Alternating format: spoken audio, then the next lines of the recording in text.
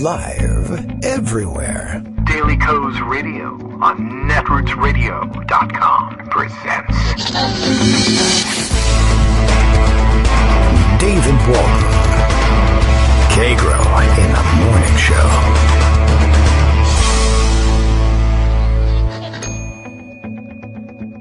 Now, here's David Waldman. Hey, good morning, everybody. How you doing? It is Wednesday, February 26th, 2020, day after yet another debate. I can't believe how many of them there are, but we keep doing this to ourselves for whatever reason.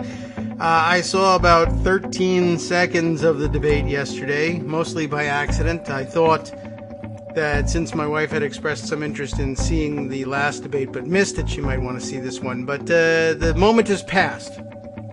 And so we accidentally viewed a few seconds of it before she said, well, I was actually trying to get to her attention. She was across the room and said, oh, I think you wanted to see some of this debate, right? And I got no answer, but she actually had her fingers in her ears to prevent herself from hearing the debate. So I didn't pick up on that signal until it was too late. So how did it go? Well, we're rounding up reactions to the debate, and there were plenty. Greg Dworkin will be with us later on today because it's Wednesday. I'm sure he'll have some reaction lined up as well. Maybe he even saw the debate. I should have warned her. Okay, I suppose, I don't know, I'll have to ask Greg for an update. I know there's warnings about coronavirus and not putting our fingers in our noses. I assume fingers in the ears less likely to transmit the virus, but probably fingers in anything, really, honestly. Probably just not a good idea in general. The president has apparently returned from India. I haven't noticed any qualitative difference in the country, this one or that one, since then. But I understand he's awake and tweeting and blaming Democrats for the coronavirus and saying everything's going to be fine. So, take that for what it's worth. I assume we'll all be dead by the end of the week. But that's okay because we don't have any material lined up for the Friday show. And hey, we'd all like to have a day off anyway. Not the way it's going to work, of course. And let's see, lots of other things, some more important than others.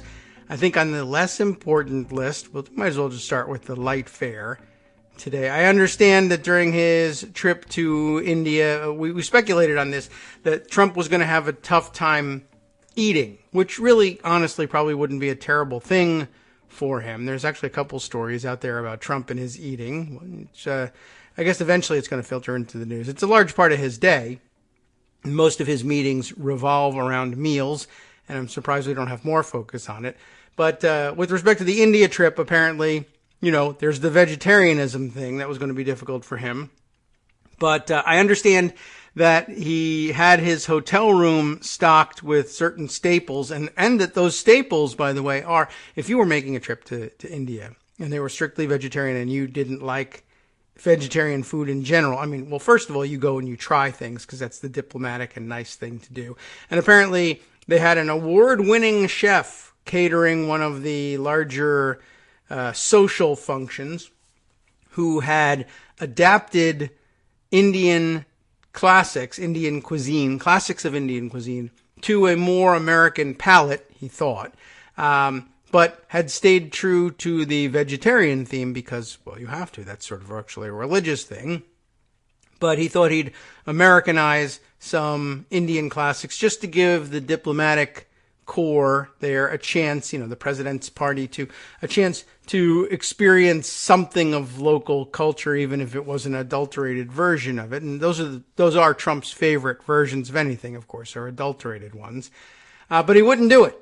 Wouldn't try any of it, and apparently neither would Melania. The reports were that they just wouldn't touch any of the food that had been specially prepared for them. Now, on the other hand, someone did point out that one of the special preparations was a samosa, I guess if you're not familiar with it, I think probably most people listening have had some experience, but a vegetarian dumpling of sorts with sort of a fried dough outer shell. Very good. I've had them. They're nice. I order them every time I'm at an Indian restaurant, which is not all that often. But they swapped out the filling, and I'm not certain why they thought this was going to work. I guess it's normally like potatoes and peas, which you could see probably isn't really going to appeal to Trump all that much, although potatoes. He likes mashed potatoes, according to one of the other food stories circulating about Trump. Maybe he hates peas or whatever. But they swapped it out for a filling of broccoli and corn, which doesn't make any sense, in context. It doesn't make any sense as texture for the food. And I don't know. But they did it, and apparently everybody hated it, including people who were normally are samosa fans. And so they said nobody liked the thing, and so no loss there.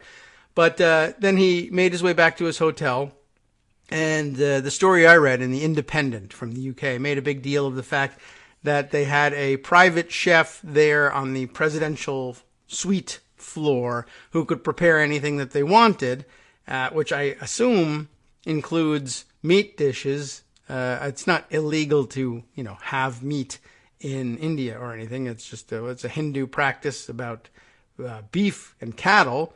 But anyway, I don't know what he ate, but they did point out that the room was stocked with Diet Coke and cherry vanilla ice cream, which I never really knew what Trump's flavor was. But now we know, I guess, or at least that's all they could get in India. I don't know. They have some wonderful frozen desserts there as well. Of course, he didn't try any of those either, I'm sure. But anyway, I thought that was kind of interesting. The other cuisine-based story out there was actually at bottom. The main part of the story was that former White House doctor, the one who was willing to lie about like how much the president weighed and all that other interesting stuff, Ronnie Jackson, who I guess left the White House, and I just vaguely recall that he left the White House under a cloud of some sort. At any rate, he left the White House after being nominated for Secretary of Veterans Affairs and having his nomination torpedoed, and went back to Texas, I guess, which is where he's from, and is running for Congress from Texas.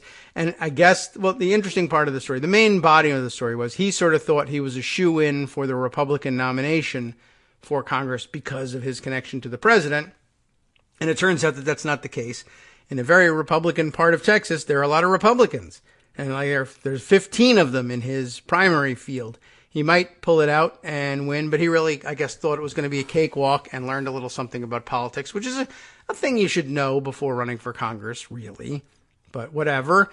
And it doesn't matter. He may lose. And the president actually now on his loyalty kick is reported in this article to be reconsidering a nomination for him. Either, I think, actually maybe even to the VA, which I don't know. Do we still have an acting VA secretary? It's hard to tell anymore.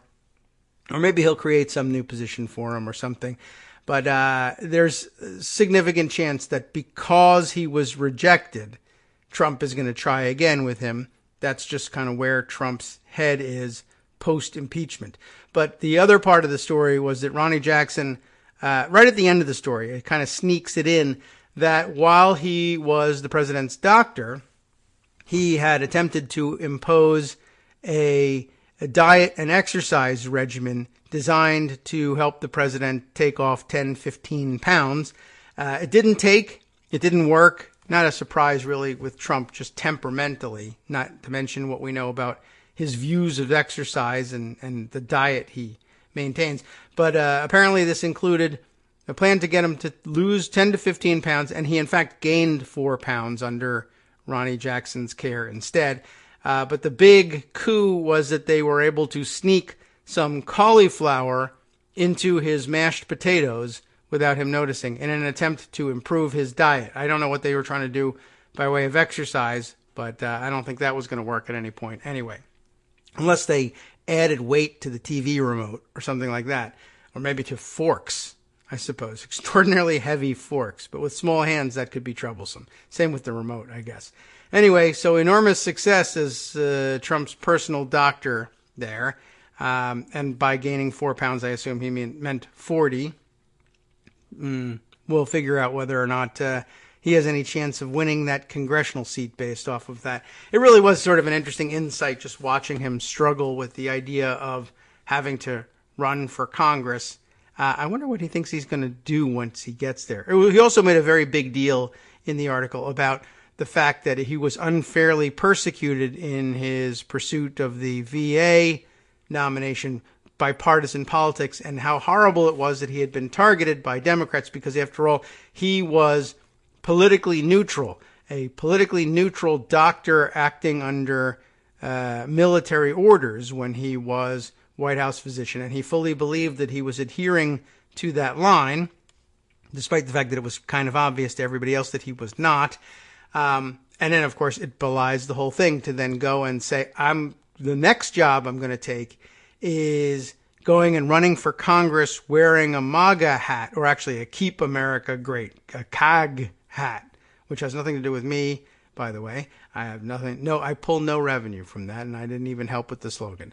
But he's wearing that hat and tying himself to Trump and running for the Republican nomination for Congress because of how apolitical and neutral he is. So I thought that whole thing was kind of interesting. Ordinarily, I would have combed through the entirety of the article and found even more fun nuggets for you, but it looks to be a busy day. All right, let's see. Over on the Skype side, I see the stories beginning to roll in, the abbreviated pundit roundup, chief among them, of course. And all right, let's see. What other fun? Are there any other small tidbits that I ought to try to sneak in before Greg tries to sneak in? No. The answer is no, because here's Greg. Excellent. Very well. Good morning, Greg. How are you, and what's in your mashed potatoes today? The Pundit Roundup is the prominent thing, because I think most of what I do will be from there. Okay. We're having an active discussion. You know, it's interesting. The Pundit Roundup had two basic themes today. The one was coronavirus, and the other was the debates last night. So which one do you want to do first? We better do coronavirus before we all get it. Before we all die, right. So that's a good thing. One of the things I started with, and this pulls on experience that I had 10 years ago, working with the flu pandemic, the H1N1 flu pandemic, and trying to prepare for that. And I would point out for our listening audience that work included working with CDC, HHS, and WHO, so I had all the alphabets covered. Okay. And it's difficult to convey what you need to do. And so there's a whole science behind this. It's called risk communication. Oh, yes. And I work with some of the best in the business, which doesn't make me a risk communicator. It's just that I had the pleasure and honor of working with them and learning from them. Risk listener. And one of the people who helped to found the whole scientific study of risk communication was a fellow named Peter Sandman. And he wrote a book back in the 80s, which was entitled Responding to Community Outrage, Strategies for Effective Risk Communication. And I think it's really helpful to define all of this stuff before we even talk about the coronavirus, because the natural response from many people, as soon as you start telling them something like this, we saw it with flu, we see it with flu every year, is, why are you trying to panic us? I don't want to know about this. And so it's important to set the basics here and set the baseline. He writes, by 1987, it was clear that the distinction of consuming importance to industry and government risk managers was slightly different than the public. I threw that in there. The risks that worry the experts as opposed to the risks that worry the public. Health and safety educators had long worried about how to persuade an apathetic public to take risk seriously enough. But the parallel problem of what to do when the public is excessively concerned was newly central to risk managers in government and industry. So you could think of it as kind of a four-quadrant thing. And the way Sandman defined it is he used the word hazard to show how dangerous something is. Low hazard, high hazard. Meteor hitting the earth, yes, low hazard. Till it does. Right? Flu pandemic, moderate hazard. Coronavirus outbreak, novel pandemic, moderate hazard. So depending upon the hazard, this is going to affect a response. But there's a second part to it, and that is, how upsetting is it to the public? And he calls that outrage. So in a lot of his writing, he uses the short-term hazard versus outrage.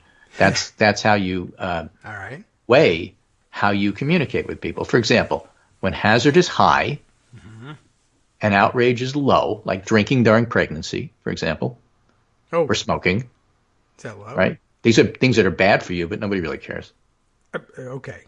right? They're not hair on fire or screaming about it. When hazard is high and outrage is low, the paradigm is precaution advocacy. So you have these signs in bars, careful drinking when you're pregnant. It's precaution advocacy. You don't go nuts about it. You're not doing public service announcements interrupting your favorite TV show. Ah, okay. Right? You're just trying to let people know in a nice, calm way.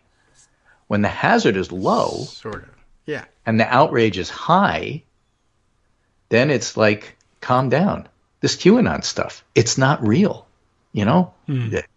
Don't get so upset about it. It's, calm down. Okay. Keep calm and carry on. I see. I think I see what you mean. I think people are maybe more in people's face about drinking during pregnancy these days. But I get the point. This was written back in the 90s. Oh, right? okay. Oh, that's true. All right, there was a little less. All right, that works. And it was then a different time. When hazard is high and the outrage is high, that's when you're doing crisis communication. Okay. And so that's what's going on now. All right. Okay. And it's not as high in this country as it is, let's say, in Italy, South Korea, China, Yes. Iran. They're in the true crisis communication situation. The Iranian deputy minister for health reassuring people everything's under control, and then he gets coronavirus during his conference. That's crisis communication. That's Maybe not the funny. best example of how you should do it, but that puts the perspective in terms of what's going on here, and It's that not actually so bad. happened. It's not made up. Yeah, I see. Right. You've got the tweet embedded here. I just saw it as you were saying it, and well, that's unfortunate. Okay. When the hazard and outrage are both intermediate, you're in the sweet spot of risk communication. That is to say, if you talk about coronavirus, people are going to listen to you. Okay. And this is where, and Tony Fauci's a master at this. I've seen him do it in person, and I've seen him give discussions about how to do this to his folks. If you ask him a question that he can't answer, he'll say, I don't know that, but here's what we do know. Oh, okay. And so That's it's pleasant. unhurried chatting with interested people about moderate risk. And that's where we are right now with coronavirus. There's 40 some odd cases in the United States. There'll be more.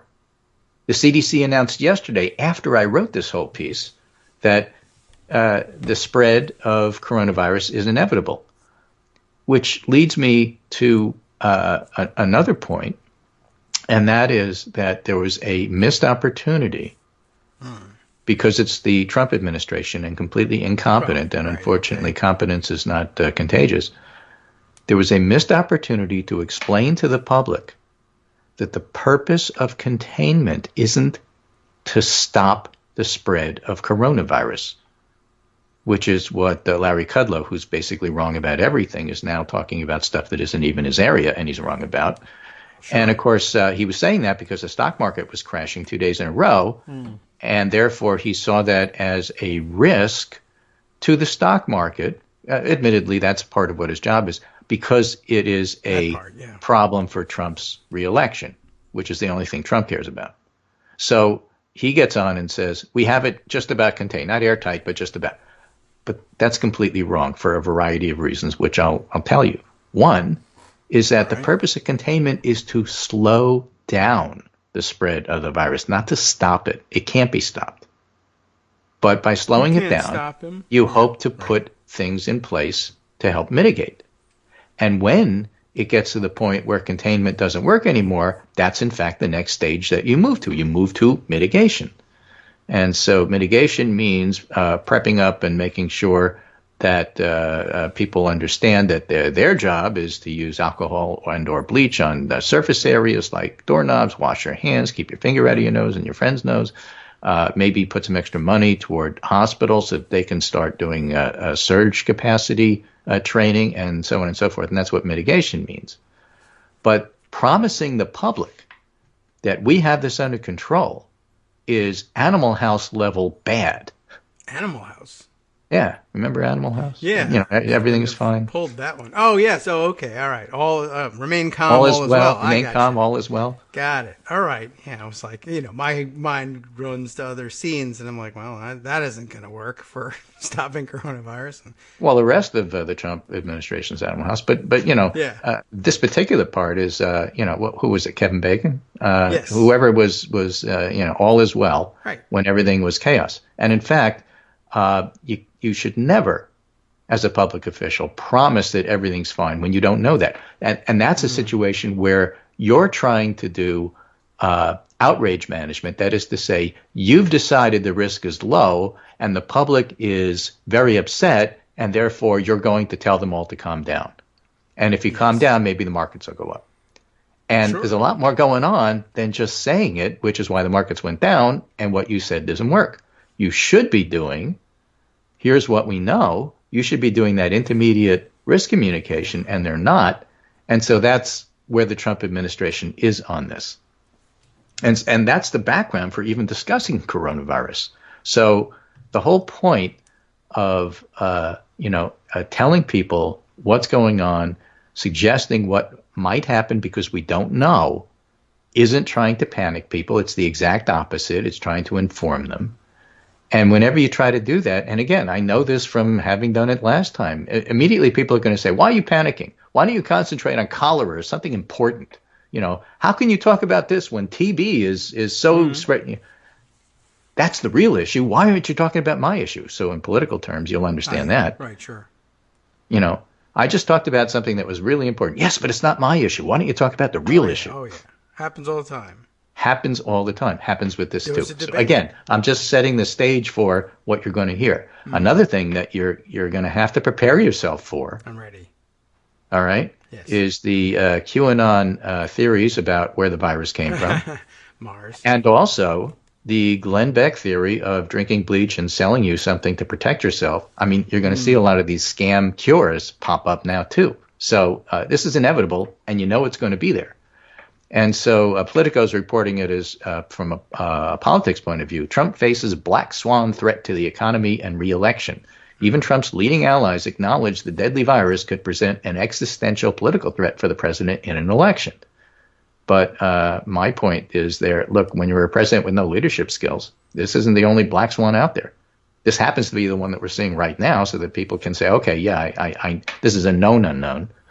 To quote Don Rumsfeld, but there's plenty of unknown unknowns out there, and they're not going to handle that any better because what they've done is they've just tried to purge the government of actual professionals and staff it with loyalists who don't know what they're doing. They got a kid out of college running the personnel office. Yes, not out of college. Not yet out of college. But of course she's that person, whoever it is, has the advice of Ginny Thomas, Clarence Thomas's wife, as to who to properly purge. So, it's not like they're working in a vacuum. And he knows how to stop the virus. He's not as dumb as Glenn Beck, who says drink bleach. He knows you're supposed to chug it.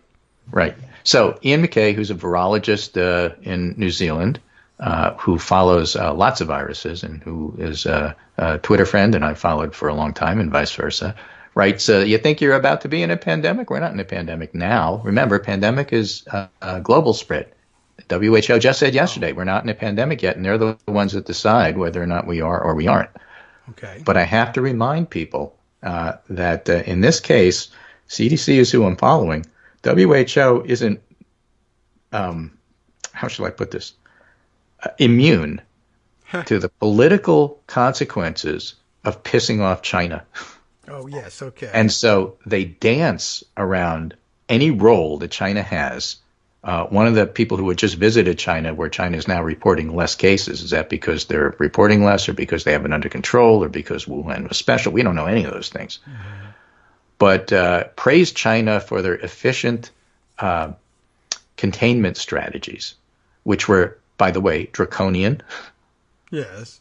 And unclear in terms of effectiveness. But nonetheless, China got tons of praise from WHO because, that's how it works there. Mm-hmm. So I take what WHO says seriously, but with a grain of salt at all times when it comes to China. All right. So just keep that in mind. But for now, Ian MacKay writes, you're more than likely not living in an area experiencing widespread community transmission of SARS SARS-CoV-2, that's the name of the virus, he's a virologist, if more cases of coronavirus disease, COVID-19, that's the name of the disease, keep rapidly appearing and more of them can't be traced to existing transmission chains, the efforts in some countries to contain COVID-19 will have failed. Iran is one of the ones you should look at for seeing how that works. At some point, we'll be in the main phase of a pandemic, epidemics of an efficiently transmitting pathogen spreading widely within the community of 2 or more countries. I think we have that now, but WHO will be very slow to declare it because China will feel like you're picking on them. Okay. Apart from the first one to report it, a pandemic doesn't necessarily mean the disease is severe. I think you've heard me say that. Also, this word may bring to the attention an event that some still manage to ignore when softer words are used. And let's face it, if we don't start using this possibly scary word and talking about and planning for the possibilities now, how much more panic and fear will result because we were taken totally by surprise, like on that cruise ship I just took. Yeah. How does that should count as international? Right. For once, let's get ahead of what's coming. And so that's his point. And again, I go back to the risk communication. What he's trying to do, Ian, is simply tell people where we're at and say, we don't know everything, but here's what we do know, which is the right tone to take at this particular point in time in the outbreak.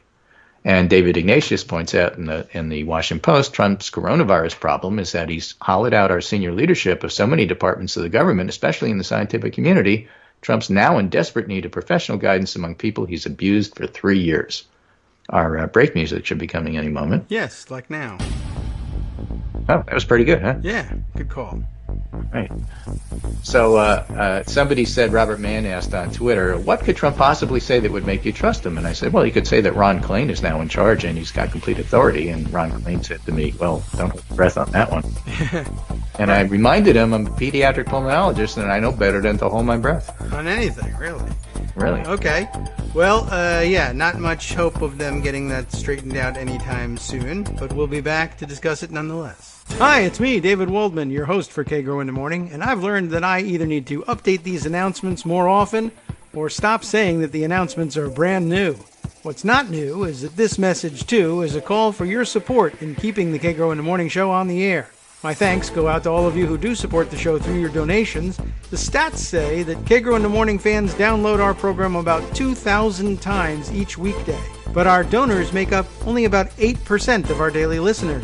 Patreon.com, Patreon.com, makes it simple to make easy, secure, recurring monthly contributions to support our show. Patreon.com/KagroX gets you straight to our donation page. If we're helping keep you sane during the Trump era, consider what that's worth. $1 a day? 50 cents? One thin dime? We do about 20 shows a month, so pick a number, do the math, and head to patreon.com/KagroX to let us know. Thanks again, everyone, for all your support.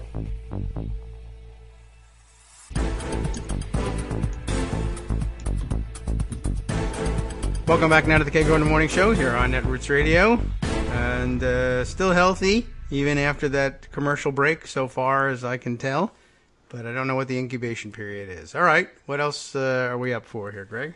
Well, I don't know if you know this, but Rod Rosenstein's sister, Nancy Messonnier, is director of the National Center for Immunization and Respiratory Diseases at CDC. Of course I know that. So therefore, it's entirely a deep state plot. I wish I were kidding about this, but this is the QAnon theory of what's going on here and why you should listen to Rush Limbaugh and just treat this as a common cold. All right. Fine. Right? He's and got no, great health it's advice. not. The seasonal flu has a mortality rate, and I'm going to put this in dramatic terms, but I'm deliberately doing this in advance. I'm telling you this, okay? I have music for it. So let's take a town the size of Newtown, Connecticut. It's got 27,000 some odd people. All right. And the seasonal flu has a mortality rate of about, 0.1%. But this COVID-19 currently has a mortality rate of about 2%. So it's about 20 times more. So imagine that you get the flu, seasonal flu, in Newtown, and a kid dies. Yes. Now, I'll tell you in advance, there's not that many kids being reported with COVID-19. Either it's underreported or it's just not hitting kids hard, which is great. But imagine a kid dies of seasonal flu. It's very upsetting for the town. Yes. But COVID-19 is 20 times more likely to do that. So imagine 20 kids die in Newtown. Oh, by the way, I know what it's like when 20 kids die in Newtown. I can think about it. Yeah, all right. My Right? reaction Or to that was not Danbury. great either. It hits a community incredibly hard. And so when people say it's just a cold, no, it's not. All right. It's got the potential to be worse. And that dramatic reading is simply to get you to pay attention so that when we say, we don't know that that's going to happen, I'm not predicting that's going to happen, it would be a terrible thing. And but on the other hand, no, it's not just a cold, and it is something. The hazard part of it is higher than many people are accepting. And so the outrage part is lower, and they have to be in balance, and that's the purpose of that dramatic telling. All right. Now what? Now what? Now Well, wash do your hands. you take it seriously now? What does it mean that Yes. 10,000 people died in China? They've got 70 billion people. I don't understand. Well, okay, understand this. If you live in a town of 27,000 people and 20 people get sick instead of one, does that put it in perspective? That is understandable. Yeah, it does. Although we do have that. Well, I guess the virus But is I not object nearly to as this, popular and I as object. guns. Well, nothing is exactly like anything. That's true for candidates. That's true for president runs. This isn't 1972, and Sanders is not McGovern. But you use analogies when you're trying to put in place something that you really haven't seen before, but you're trying to put it in some kind of context. That's how people work, rightly or wrongly. And if they do that, then part of what you do is say, okay, well, that's a reasonable construct, or that's unreasonable because it's really not like that for the following reasons. And, that's what you do. All right. Better get started then. Better get started because, this is going to be a real thing. How do I know it's a real thing? Well, look at the stock market. I guess that's as real as anything, certainly in Trump's world. And he's president of the United States, allegedly. Right. So the market is opening with a 150 point gain, which is fine. But you have to see what happens as the day goes on. So don't take that to the bank just yet. But the worry about what's happening isn't necessarily going to be what's happening. You're still obligated to prepare for the worst because hope is not a plan. And so a lot of the companies that have supply chain issues in other countries are going to wind up being affected by this. And as that sinks into Wall Street's numbers will change appropriately. And Wall Street is I bet what's going to happen in the future kind of place. And when uncertainty is there and they don't feel like they have a total handle on it, the market goes down. And when they feel like, okay, at least we have a handle on it, I can better predict what's going to happen, then the market tends to go up as people put money into, 3M should do very well. They sell masks, that kind of thing. Oh, yes. Oh, yeah. Boy, that's the anecdotal story burning up the internet, too. the shortage of inavailability of the face masks. Yeah, the ones that really should be going to healthcare workers. Yeah, well, get in line, you loser. I bought mine, and you can't have it. Right. So, that's all I have to say about coronavirus, unless you have questions. Right. It's a real story. Pay attention. Don't just dismiss things. Go to the sources you trust. That does include WHO, but just know that you got to filter that. Go to the CDC. Trump is apparently going to do an emergency press conference this afternoon at 6 p.m. And he's doing it this evening because he wants to see what happens with the market. He's hoping that there's a rebound, and so he can go out and say everything's under control, all is well. He doesn't want to do it in the morning because that'll just make the markets tank. Oh, but they're looking so good now in the last 5 seconds. Yeah, exactly. So anyway, that's what's going on there. All right. So we had this debate last night. Did you watch any of it? Very, very little. Yeah, you're not a debate watcher, and I watched some of it. Okay. And here's the losers. The losers were the moderators. They were awful. That is what I heard. Awful. They had no control over what was going on. They should have turned off microphones and said, "I didn't call on you. You shouldn't be speaking." This, that, and everything else. Well, so raucous and exciting. Yeah. So Joe Biden did fine. In fact, the focus group said he did fine. He did fine enough so that I think he's still the leading contender for winning the primary on Saturday, which is in 3 days. Yes. And we'll see. Elizabeth Warren held her own. She wound up going after Bloomberg again, who did better than last time because you'd have to. Yes, Showing up would be better than last time. Yeah. I don't know if he did himself any good, but he was there. A lot of people hit on Bernie, and Bernie didn't have his best debate. Yeah. Oh. He gets flustered sometimes when people gang up on him. Okay. He handled a lot of it with humor, but he didn't have good answers to some of the points that people were bringing up, particularly the ones about everybody in the down ballot races is really worried about you winning. What's your answer to that? And he didn't really have one, and that just made people worry more. Okay. Well, that's a tough one just because people really, I mean, what are you going to tell people when they're nervous? I don't know, but you have to address it because Don't people worry are really about worried about it. Yeah. So you better come up with something. That's your job. You're the one running for president. True. I have heard that he is. So, all right. He can work on it before the next debate, which is in 15 minutes. Now, here's what's circulating. There's a whole bunch of stuff about Bernie's electability stuff circulating today because there was a study out suggesting that the Democratic lead for all the different candidates in the polls is something of a mirage. If you bombard them with negative ads and negative advertising, negative messages, a lot of their lead disappears. Now, candidates are never one-sided. That is to say, it's not just, okay, from now on, we're only going to hear negative ads against Democrats. It's not as if there aren't going to be negative ads against the Republicans. But Trump's such a known quantity, it's hard to tell people negative stuff about them that they don't already know. And this study goes on to suggest that when you dig deep down, the real issue is that Bernie's getting a huge share of younger voters, and those 17 to 29-year-olds and 30 to 44-year-olds are only about a third of the turnout.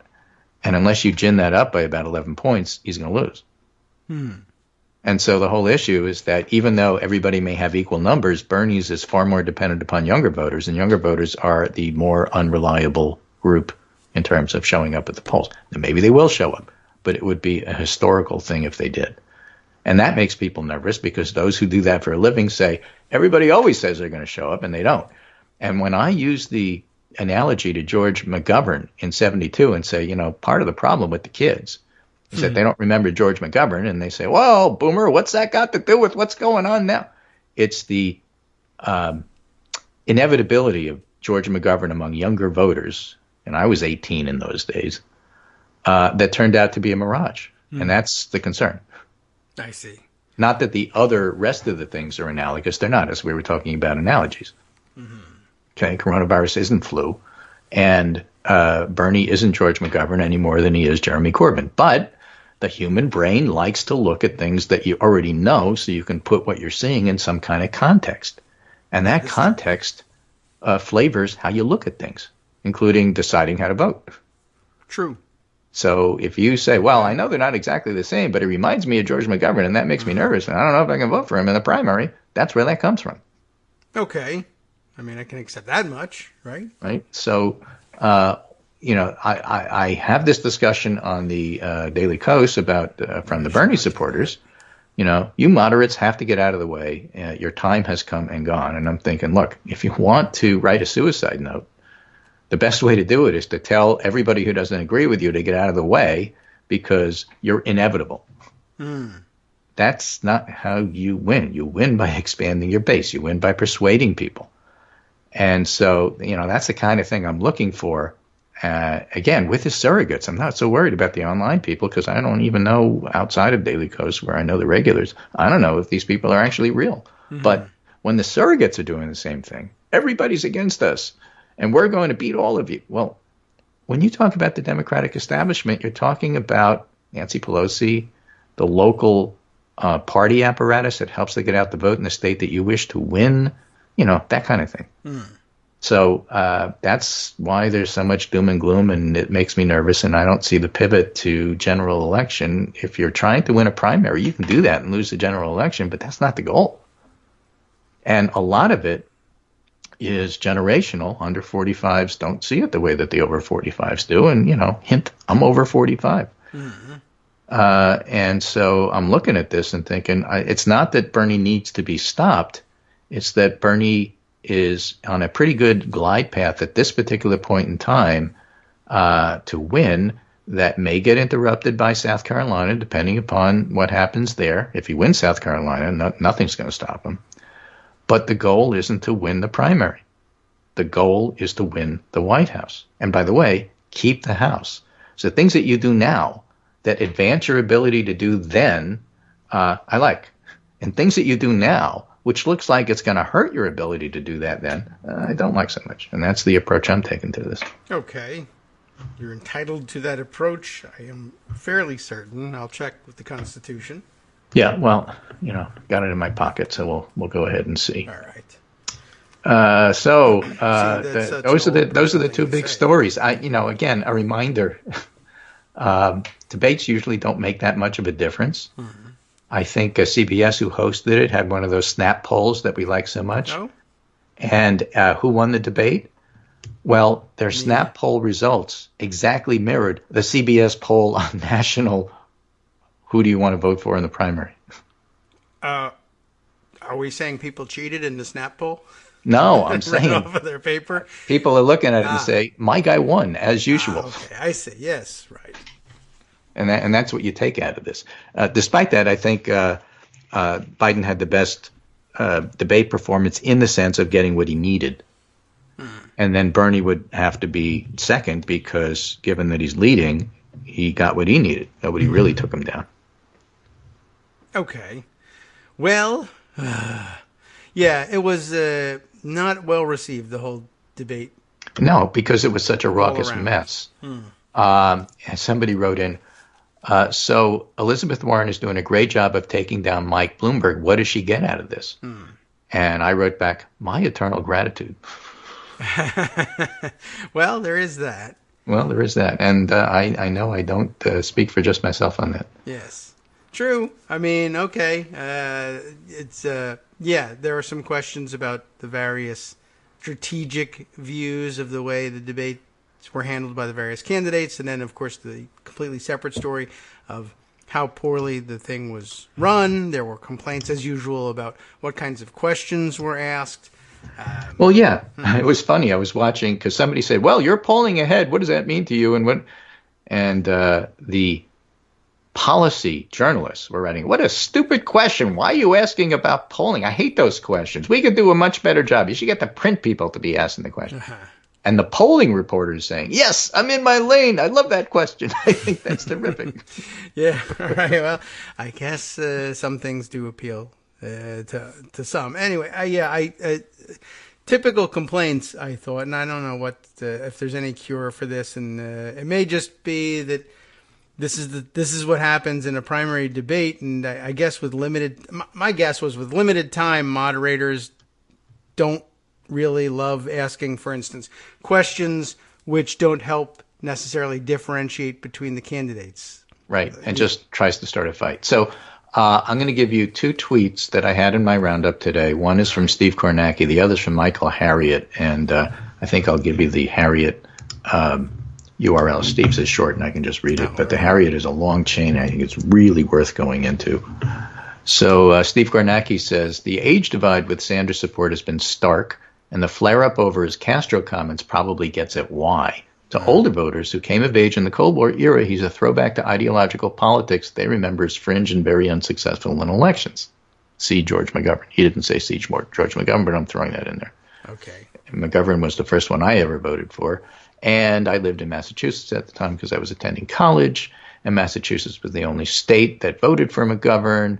And so we all had stickers on our cars that said, if you had cars, that said, don't blame me, I'm from Massachusetts. Right.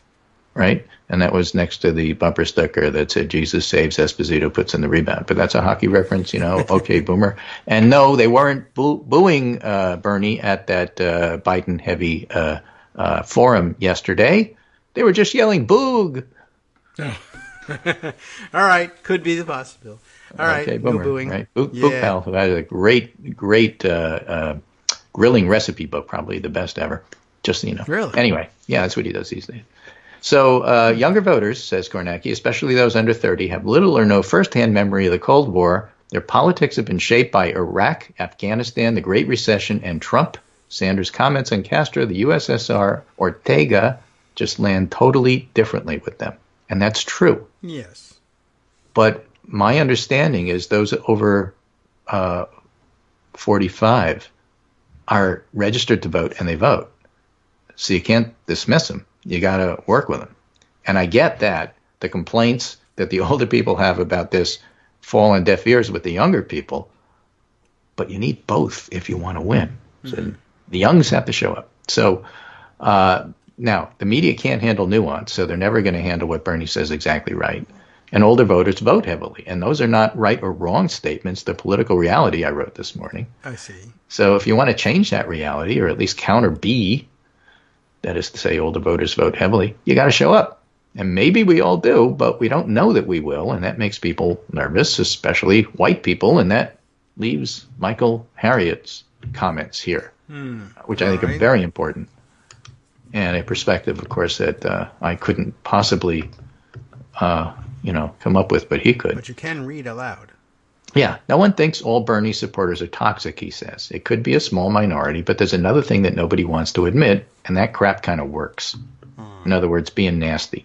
Yes. I could personally name dozens of seasoned black journalists and writers who have valid, intelligent observations, says Michael Harriot. Most don't even dislike Bernie, and they definitely aren't haters. They aren't scared that harm will come to them. They're not afraid of the Twitterati. They just don't want the trouble.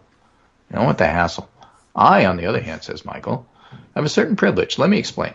First of all, even black Bernie Sanders supporters know they have heard the conversation surrounding Sanders from relatives, friends, barbershop patrons.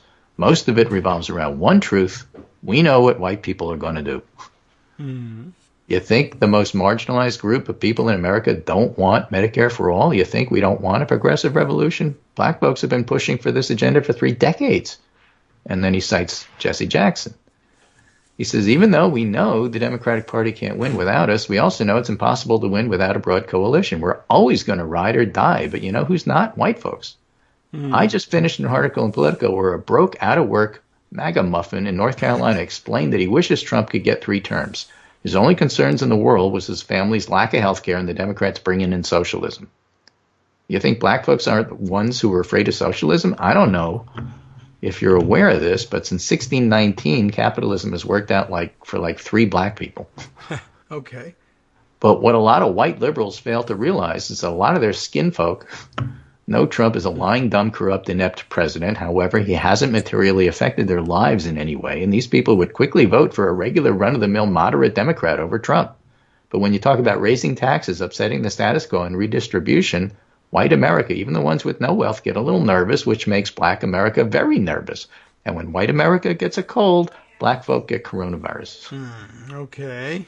We know when general election time comes, white swing voters are undoubtedly going to themselves, their individual interest, and their pockets over the collective greater good. If there's one thing that's invariably true, white folks will forever and always white folk. There isn't a nanosecond of American history where that fact has been proven wrong. Knowing this, a lot of black folk are sitting back watching the primaries and are concerned. And I'll admit, I've only been interested in presidential politics since '08. But what I found is that more experienced black political journalists, politicians, and writers I've spoken to, and it's a lot, are worried about white moderate selfishness in the general election leading to a massive Democratic defeat.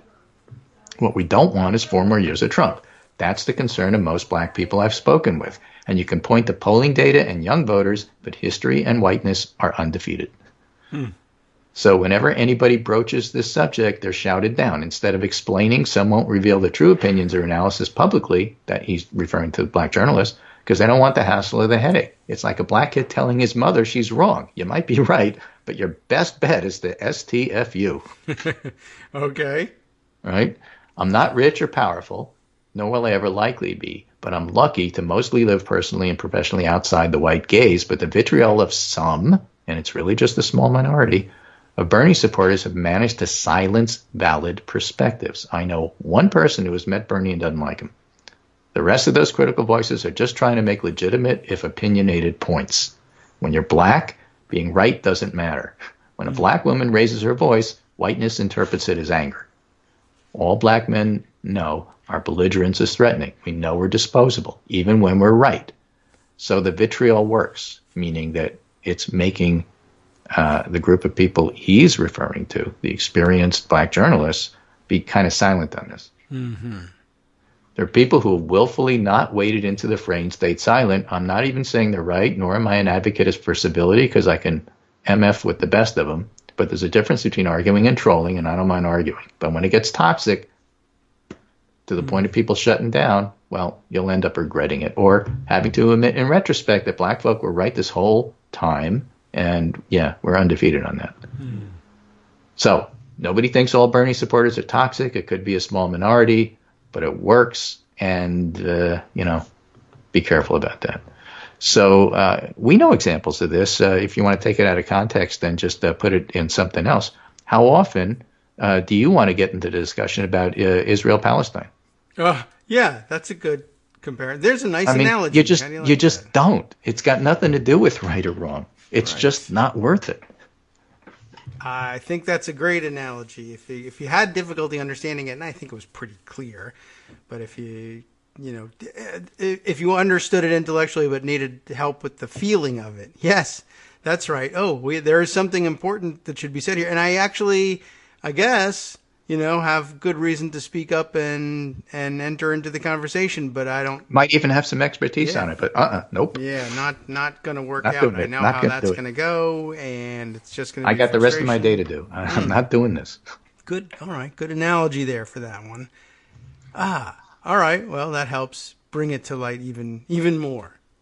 Right. So, if nothing else, yes, my white brothers and sisters, pay attention to black voices.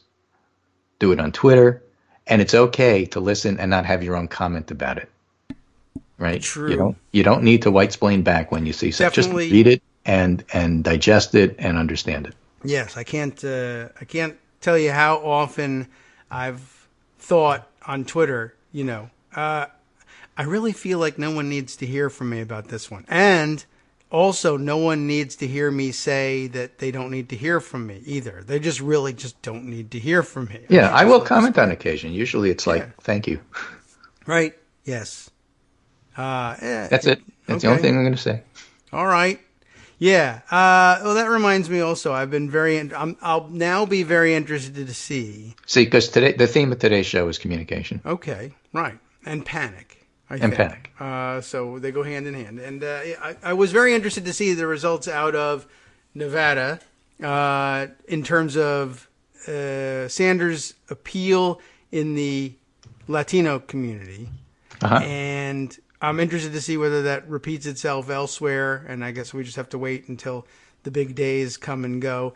But it did at least raise my interest in saying, like I had said earlier, well, I wasn't really a big Biden fan, but if a really large portion of the African-American voting community does like him for whatever reason, and we got a good explanation as to why, and this has some of that in there, okay, maybe I need to rethink that. And then I did have that experience, at least, I don't know if it's enough data yet, but I did have that experience following Nevada and saying, well, what if a different community says something similar about someone else? I think I need to listen to that too. I didn't think it was going to happen, and it did. And now I guess I have to wait and see. Will it happen again, or was it because they were able to focus on one state? Or what? There's a debate about whether or not it's fair to call Bernie the front runner. Oh, okay. Why do you want to do that after just Iowa and New Hampshire? Yes, okay. Right, fair Why enough. do you want to do that after just Iowa, New Hampshire, and Nevada before you've heard from South Carolina? You could say he's leading. He's not leading by a lot. Why does that make him inevitable? Why, that kind of discussion. When nobody is, when you haven't really heard from a whole bunch of people. Now, you can predict what's going to happen. And I'm not I don't have this hang up about calling him the front runner. I think he is. But I understand the sentiment, and it kind of reflects what you're saying. You haven't heard from a whole lot of people yet. Yes, but to the extent that we're beginning to hear from some of those other whole lot, and they're saying, yeah, you know what? Actually, Bernie. I say, okay, all right. Well, let's see whether that changes minds in other communities that I have to hear from, and if it does, or if it does, will it be right away, or will South Carolina be on its own because it's early, and other states will reflect some changes? I don't know. Then Well, we'll I'll find give out you one next other week. thing. We talked about this the other day, and I sent it to you, but I'm going to send it to you again, Okay. just to put in perspective part of this message. And this is the Mike McDonald follow-up election project covers what's the turnout. That's his thing. He's a turnout maven. Right. Okay. And so in 2020 primary elections so far, he looks at the denominator being the voting eligible population, and the numerator is how many people actually voted, and then you get a percentage. So, for example, in Iowa, in the caucuses, if you combine both the Democrats and Republicans, 9.1% of the voting eligible population showed up for this caucus. In New Hampshire, which was a primary, combined both the Democrats and Republican, 42.4% of New Hampshire voting eligible population showed up. 9 versus 42. Now, I got problems with New Hampshire in terms of it being first, being too white, not being representative, yada, yada. But they show up and they vote. Yes, because it's easy. Okay. And Nevada was blank because they just did it, and he hasn't run the numbers yet. But I asked him what the numbers were, and he said, well, for Nevada, it was 8.2 in 2016. Okay. Again, illustrating the point that Nevada has spoken. It's important. It has a diverse electorate we wanted to hear from. But it's still a quarter. You know, New Hampshire is 4 times more representative of New Hampshire voters. These caucuses are not robustly attended, is what I'm trying to say. That's clearly the case. I think they do a little better with that in Nevada just because of the weird way that they go run from 8 those to 9. I mean, but 8%, 8.2 in 2016 is less than Iowa. Yeah. Well, that's true. I don't know. We'll see what the final. So we'll see what the are. final number is. But I'm if just you saying. have, you have your get rid of the caucus at your workplace, that does tend to help, and it tends to drive who might be able to come out. Well, they should. And it's still only 10%. All right.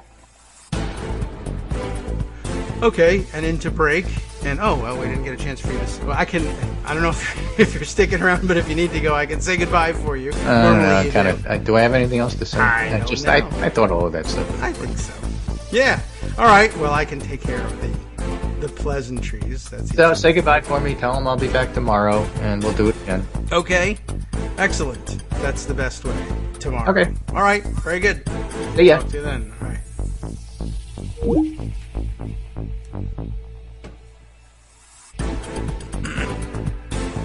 All right. Welcome back now to the Kagro in the Morning Show here on Netroots Radio. And welcome back to the sometimes functioning, sometimes not functioning mute button. But okay, I think we might have gotten away with that one. In the meantime, I guess I'll be handling the pleasantries at this point. Greg Dworkin, on his way out the door, said, we're in break, and I don't get to say goodbye to everyone. So we'll see you tomorrow. He'll be back tomorrow to follow up on some of these things. Surprise bonus for today. I did get a note from Joan McCarter, who said that she woke up this morning and realizing that it's Wednesday and yesterday was Tuesday, and she missed her normal call-in not yet really a normal call-in for Tuesday, but did indicate that she may be available during our second hour today to come in and join us. So if you're feeling the loss for having Greg Dworkin have to skedaddle after the first hour, and he went all of the first hour. Thanks very much. I appreciate that. Greg, it always makes things easier on a Wednesday. We'll have Joan help us across the finish line for the second hour as well. All right, let's see. Other things that are happening this morning that deserve some mention. I'll take a look through Pocket and the Twitter feed with an eye towards possibly bringing up things that I think we might not guess we'll hear from Joan, so that we leave the door open for her to make her own calls there and bring up whatever's interesting to her. Let's see. I see a number of things put aside from yesterday. I'm trying to just sort of cull through them and decide what makes for a good item for this morning. Let's see. Yes. Well, there was a very interesting story yesterday, I guess, in Trump making some sort of offhand comments about something that happened in the Supreme Court, and, of course, making comments that indicate that he doesn't know what the hell is going on. I saw the tweet of Josh Dawsey brought this to my attention, of course, the White House reporter for the Washington Post. I guess the highlight of the article from the New York Times that he called out.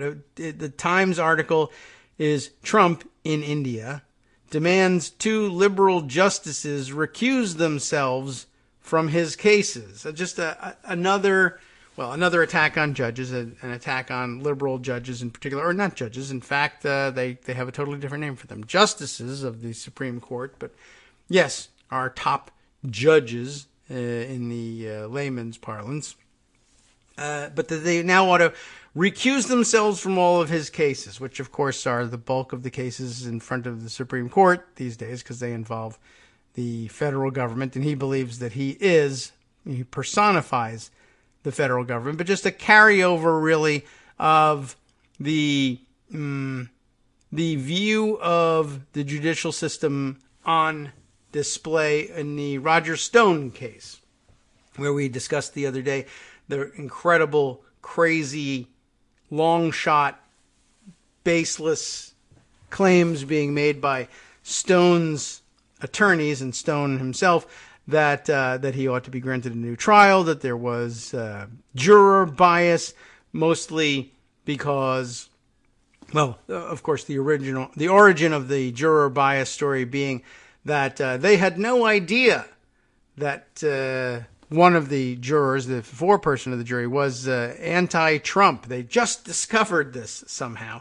even though, of course, there's a whole procedure prior to trial that is all about discovering such things. And but worse, they later came up with the theory that the judge should recuse herself from considering the question of whether or not there was juror bias, because she had said that the jurors had served with integrity, as though that were some sort of biased value judgment in itself. How could you possibly think that the jury had served with integrity when, for instance, they convicted my client? That must mean you're biased against my client and you should have to recuse yourself. Not the way things work. And there was even further evidence of that as they argued the points yesterday, which actually is another thing I would like to get to.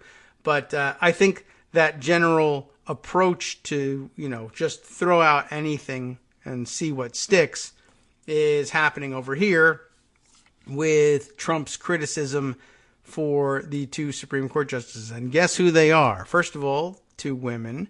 It's Ruth Bader Ginsburg and Sonia Sotomayor. You might easily have guessed that if I didn't tell you, or if you didn't know. Anyway, the New York Times covers it this way. Trump in India demands 2 liberal justices recuse themselves from his cases. The president ratcheted up a fight with the judicial system he sees as biased against him. And that is because he's a criminal and a thief. And that's the way we built our criminal justice system, or our justice system, period. But certainly the criminal justice system is biased against crooks. He is one. And so he's not wrong that the system is biased against him. It's just not something that we actually refer to as bias. It's called working correctly. And of course, the civil justice system is also, quote unquote, biased against idiotic theories with no basis in reality. And so, you tend to lose a lot when you go to court under these circumstances. It was a Peter Baker story in the Times. Not all that long. I think we can get through the basics of it and then call out the highlight as Josh Dawsey saw it. President Trump lashed out at 2 liberal Supreme Court justices on Tuesday, escalating his battle with the judicial system to new heights despite entreaties by his attorney general, remember this, like 3 days ago or whatever, to refrain from attacks that complicate the administration's legal fights. Weighing in on a domestic matter as he began a day of ceremony meetings and joint appearances, and no food, with Prime Minister Narendra Modi of India, Mr. Trump seized on a dissenting opinion last week by Justice Sonia Sotomayor and a years-old comment by Justice Ruth Bader Ginsburg to demand that the two Democratic-appointed jurists recuse themselves from any cases involving him. And, by the way, how does someone like Donald Trump get to weave together a dissenting opinion from last week from the Supreme Court, which you know he didn't read and doesn't know anyone who did read, and a years-old comment by Justice Ginsburg, which he also would never have been aware of? How did they get to weave those two things together? It's because someone on one of the television programs he likes to watch to get himself riled up had a research intern develop this story for them. So they spoke about it on the air. Trump saw it on TV, and it became real for him. So what is his comment? He says, "I just thought it was so inappropriate. Such a terrible statement for a Supreme Court justice," the president said. Now, besides ignoring the entreaties of Attorney General William Barr, the president's attacks on the two justices also risked provoking a reaction from Chief Justice John Roberts. Not really. I mean, he doesn't react to things mostly. But in 2018, 2 years ago, Chief Justice Roberts admonished Mr. Trump for calling a federal judge who ruled against one of his administration's policies an Obama judge. Okay. So that happened, and you give some very small amount of credit to Roberts for doing so. It didn't make any damn difference in the world. Kathleen Arberg, a Supreme Court spokeswoman, said Chief Justice Roberts, Justice Ginsburg, and Sotomayor declined to comment. So there's your answer for now. Trump did not confine his criticism to the two justices. At the news conference, he also renewed for his calls for an investigation into his longtime foil, Adam Schiff. It's not that long, really. But for what he said, without evidence, was Schiff's improper disclosure of information provided to the committee at a briefing from intelligence officials, so an old accusation, and a baseless one at that. Before he took the first question from a reporter during the Tuesday appearance, Trump said that he did not plan on saying anything controversial, and then he attacked two Supreme Court justices and called for investigating a political rival. So there you go. There is that. What's the dissent, by the way? There's this. Sotomayor issued her dissent last week against an order by the court allowing the Trump administration to proceed with the plan to deny green cards to immigrants who are deemed likely to become public charges reliant on government aid programs. In her 7-page opinion, Sotomayor wrote that the Trump administration had become too quick to run to the Supreme Court after interim losses in lower courts. Claiming one emergency after another, the government has recently sought stays in an unprecedented number of cases, demanding immediate attention and consuming limited court resources in each, she wrote. And with each successive application, of course, its cries of urgency ring increasingly hollow. Writing on Twitter Tuesday morning, Trump cited Laura Ingram's show on Fox News. Sotomayor accuses GOP-appointed justices of being biased in favor of Trump. This is a terrible thing to say. Trying to shame someone into voting her way? She never criticized Justice Ginsburg when she called me a faker. Both should recuse themselves on all Trump or Trump-related matters. Sure. Why not? Of course, who ever heard of a Supreme Court justice trying to persuade her colleagues to vote her way in a case, right? That's actually all they do. But whatever. He goes on. He complains some more. She, of course, has made a valid point, and it's very unlikely that he understood what that point was. What Josh Dawsey calls out as the highlight of the article comes a little bit lower in the piece here. Mr. Trump did not seem familiar with what Justice Sotomayor actually wrote, but instead seemed to be reacting to a television chyron that characterized her statement in far balder, more political way than she had. Asked by a reporter what exactly he found inappropriate, Mr. Trump demurred, saying, "You know what the statement was. You know what she did. You know we were wrong," right? In adding Justice Ginsburg to his attacks on Twitter and at the news conference, Trump resumed a 4-year-old feud with the longest-serving liberal on the court. During the 2016 presidential campaign, Ginsburg called Trump a faker and said she could not imagine him as president. I mean, it was difficult to do. He responded at the time that she should resign. She didn't, but expressed regret, saying her remarks were ill-advised for a Supreme Court justice, and promised that in the future I'll be more circumspect. And she was. So, there you have it.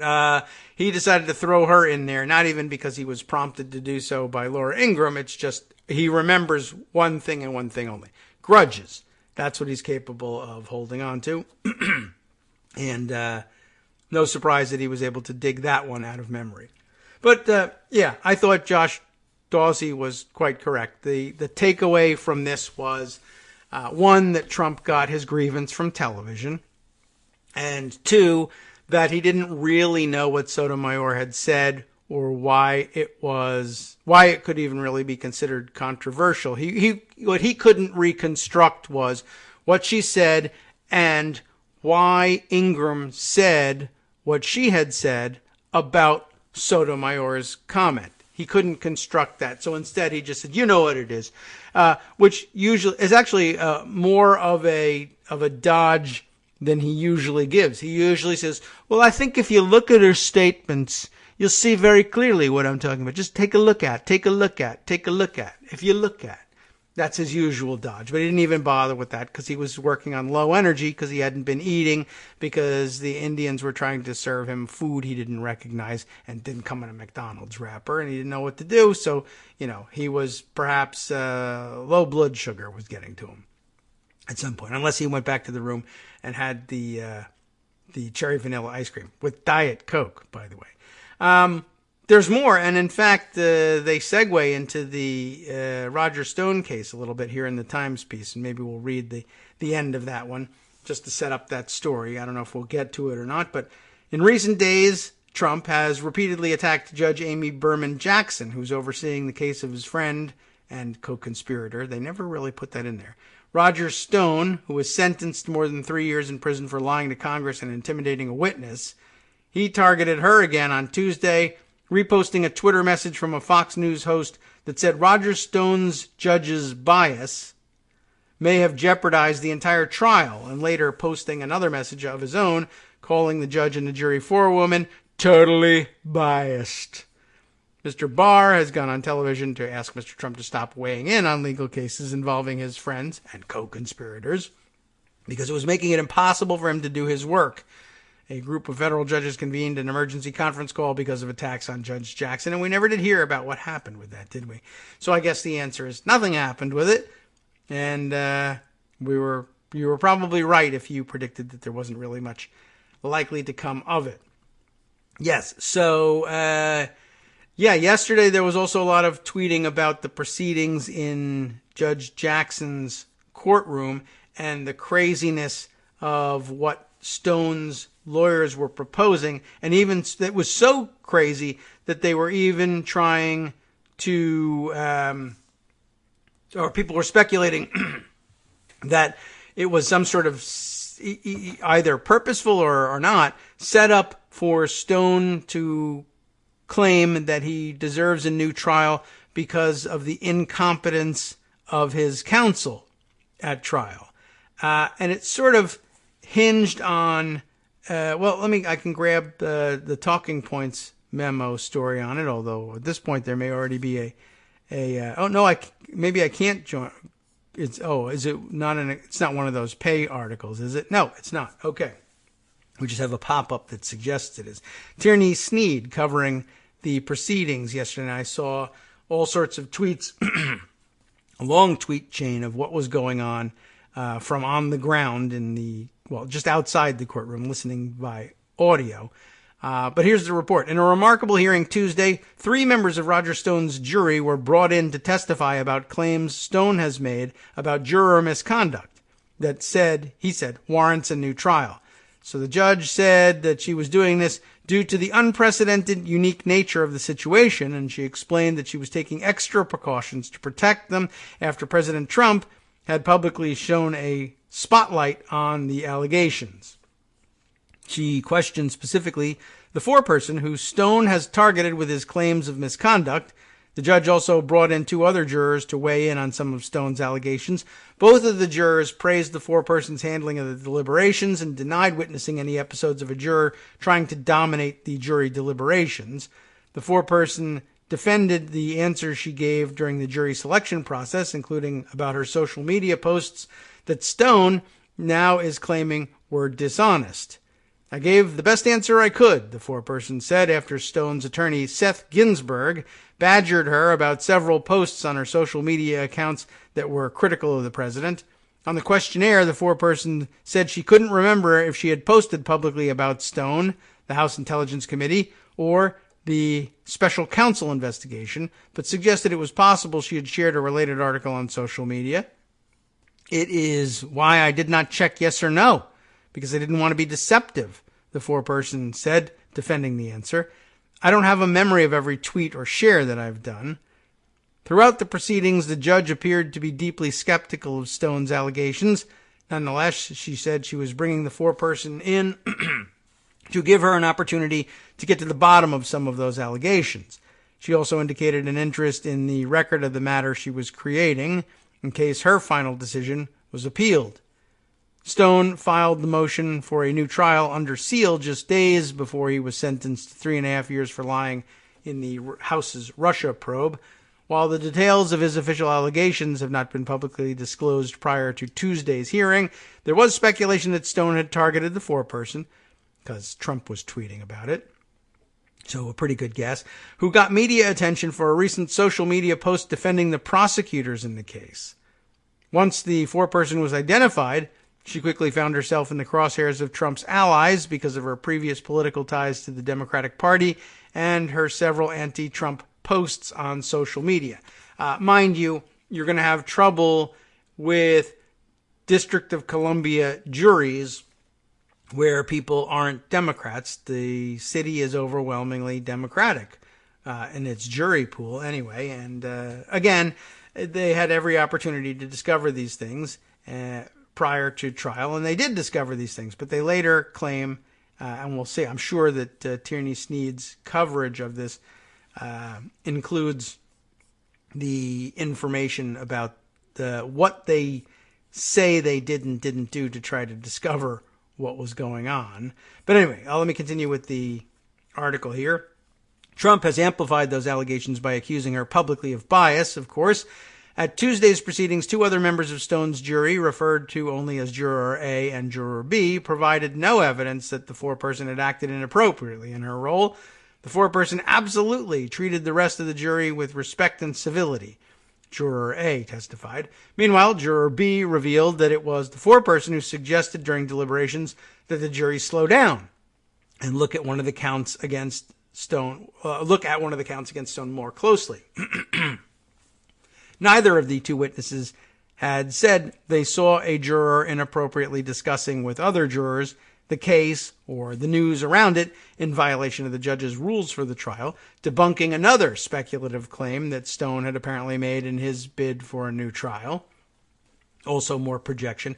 Stone knows that he was unable to keep from talking about his own case even while it was going on and even while Judge Jackson admonished him not to, and admonished him because he was caught doing so. So more projection. If I couldn't help myself, then certainly these idiots on the jury wouldn't have been able to help themselves either. And although I have no evidence of it, it's likely to come out that 1 or 2 of them slipped because I slipped. And as it turns out, they took their responsibilities seriously and they didn't slip. You, on the other hand, never took your own trial seriously, and that's why you slipped. And you didn't even slip. It was intentional what you were doing, is what I'm saying.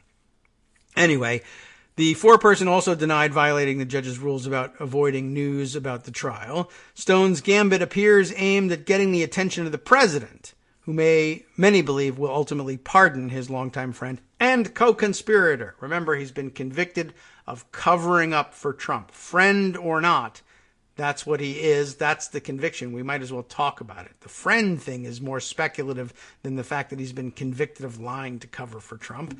Stick to that. Before the jurors were brought in for their questioning, Stone's attorneys admitted, now this is interesting. This is the part where I differ. If you take them at their word, then yes, you must report. And I think, they're stuck with this one for now, unless you report more speculative stuff. Stone's attorneys admitted, they say, that they did not Google the names on a list of potential jurors that was provided to them during the juror selection process. So, no, we didn't know about her bias. It came as a complete surprise to us. We only found out after the fact because we didn't Google them. Stone attorney Robert Bushell confirmed that the team had not taken this step. Again, I think they're lying about that, but this is the reporting.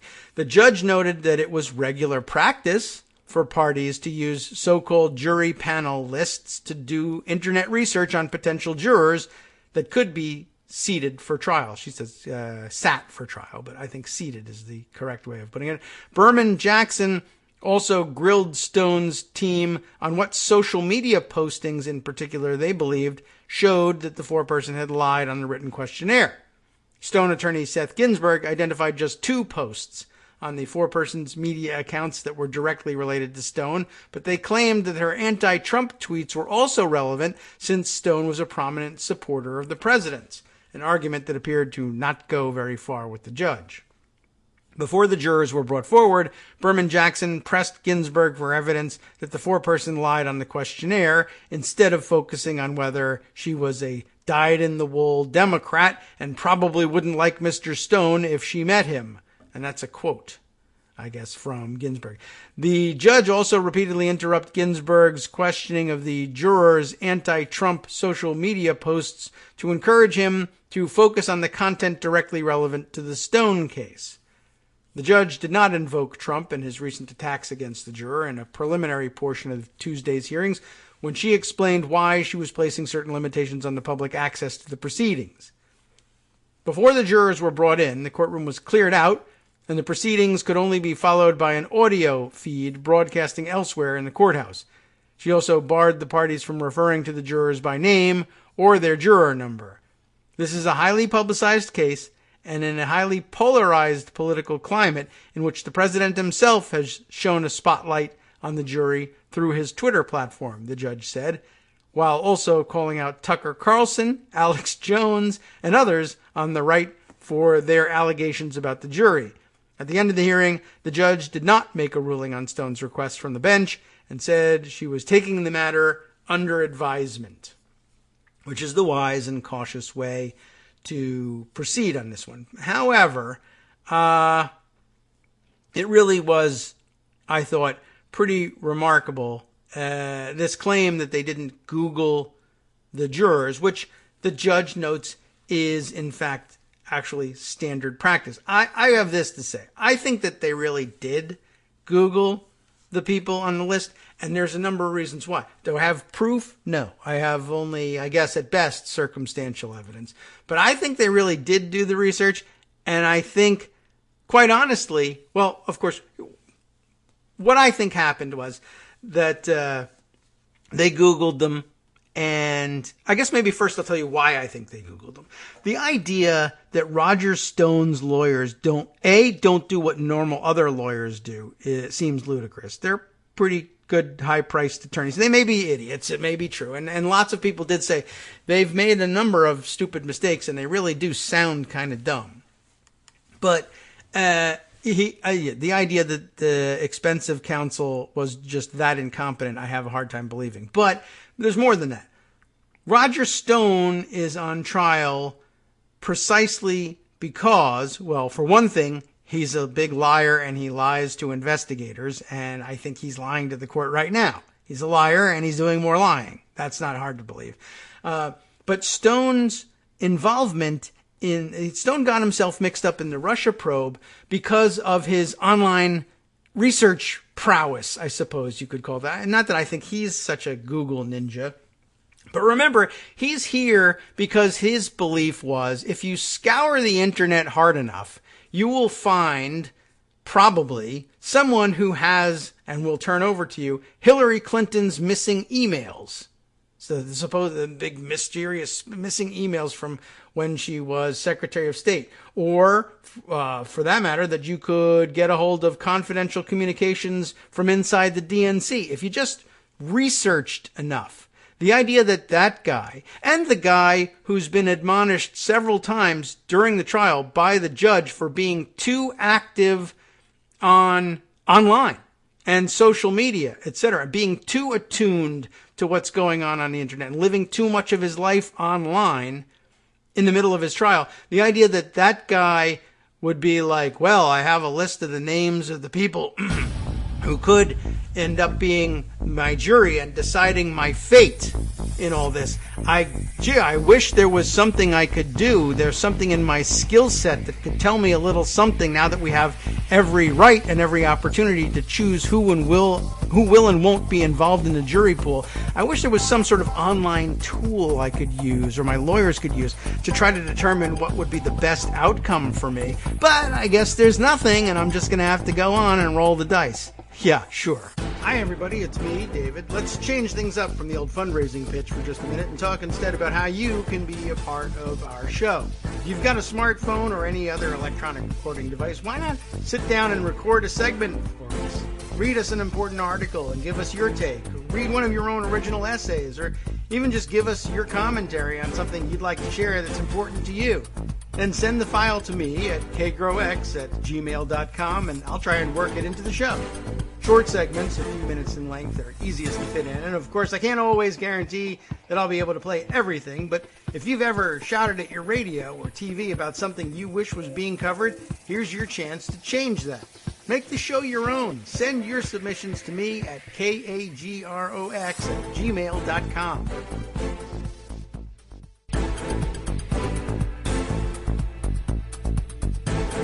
Welcome back now to the Kagro in the Morning Show here on Netroots Radio. I'll just wind things up. I mean, I think we get the point across about Roger Stone and the likelihood that Mr. WikiLeaks co-conspirator, this guy's online, I guess, expertise, for lack of a better word, rises to the level of his being able to get a hold of hacked emails out of the DNC. He thinks he's going to get a hold of the maybe not missing emails from Hillary Clinton when she was Secretary of State. And he's got a decades-long, a half-century-long reputation as a dirty trickster and a liar. And he's on trial for lying to federal investigators who can very definitely put you in big trouble. And he knew that, and he did his lying anyway. And what I found amazing was that all of the journalists covering and maybe it's a legal issue, and journalists, I don't know. I'm not a journalist. I'm not trained as one. But that they were also credulous about this thing. Well, Roger Stone's lawyers say they didn't, so they didn't do this thing, which is basic minimum requirement of every lawyer handling a jury with a jury pool list in front of him. And because I don't know what, they lack the technological savvy, even though, again, their client is on trial for abusing his online savvy and being a liar and being a dirty trickster. And but the attorneys aren't going to put themselves in jeopardy of sanctions and getting disbarred on behalf of Roger Stone. That's not what their interest is. Have you seen who's attorney general at this point? I mean, just really put nothing past these guys. Maybe they think they'll be pardoned as well. Who knows what they believe? Maybe they are stupid. Maybe they're terrible lawyers. But the idea that they didn't avail themselves of Google and that should be pivotal in getting them a new trial seems ludicrous and like something you should never allow yourself to believe even for a minute, even if your publication's lawyers say you have to. You can say, in my personal opinion, nope, he's lying. But the lawyers say I have to say something different. Anyway, we're done with that. And guess what? We have a surprise, although we were warned earlier that we would have this surprise. Now it's here. And it is a person. I don't know why I'm saying that. So, Joan McCarter. Hi. Thanks for Good joining morning. us today. Good morning, you thing, you. I could be an So it. I don't know. mean, Yeah, man. All right, that was a little strange. But anyway. I'm thinking about the stone thing. There was also the voir dire of Yeah, right. this juror in which she was pretty darn clear. Yes. I'm trying to look for the link again. We had a long quote from her during the questioning of potential jurors. And she made it pretty clear who she was and what she thought. Yeah. I don't know whether it's necessarily the case that the lawyers said, here's what we'll do. We're going to lose. I mean, this is possible. They could have said, look, we're going to lose this case. So let's lose it in a way that allows us to make a mess and a stink and drag this thing out and exploit the grievances that Trump fans love so much for as long as possible. And then, then we'll get a pardon at the end of it too. So let's leave these people on the jury who are obviously anti-Trump. But there's also the problem of, again, a DC jury pool. You're just not going to get a jury if you, and you're going to run out of reasons to excuse jurors too. If you just keep saying, well, anybody who ever voted Democratic, for instance, is disqualified, because that means they're anti-Trump, because Trump believes that. But, you can't extend the idiotic theory on which Trump bases his criticism of Sotomayor and Ginsburg and calls for their recusal from all cases involving the federal government, I guess, because they were appointed by Democrats. That's just not the way things work, and you're not going to get a jury that's like that. So they might have said, yeah, well, we're going to lose. Let's try to taint the jury a little bit, and then we'll have something to come back to. Yeah, exactly. After we lose. Yeah. So you just say, well, they're obviously biased, and we didn't.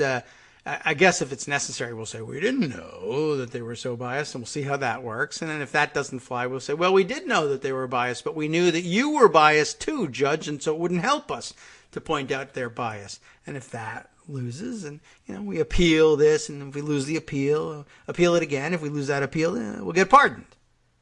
Yeah. So why not? I mean, but do we want this kind of nonsense? Drag things out like this? And the lawyers answer, do I want more billable hours? Sure, let me think about that. Of course I do. Does Roger Stone say, do I want more time in the spotlight for my persecution complex, especially since it's going to end in a pardon? You bet I do. Yeah. I don't see how that doesn't add up. But we'll see, because reporters say, the attorneys said so, and that's that. But not okay. Well, it's an interesting diversion for many of us. Although seeing Roger Stone in prison is actually, I think that's substantive. Quite honestly, I have real and Harvey Weinstein. Oh yes, more substantive. And that was a interesting thing too. I don't know what kind of choices the judge had by way of remanding him to prison immediately on sentence, but that was really something. I did not expect that. And neither did he. I didn't either, but I'm really glad. Yeah, that's like the way it works for normal people. It gives me just a little bit of faith in our system again. Yeah. Faith that can so far our courts are doing mostly okay, except for the Supreme one. Yes. Minus that one that says what the law is. Wow. Yeah, but true. And that's why Trump has racked up a terrible record in court. Quite honestly, look, the Harvey Weinstein case is a Trump case too. just say it. They're cut from the same cloth, and he's a proxy for Trump. Pretty much, yeah. Okay, that's opinion journalism, I think. We can do that because we're Daily Kos. That's right, I think. We'll see whether that gets us in trouble later, but I think not.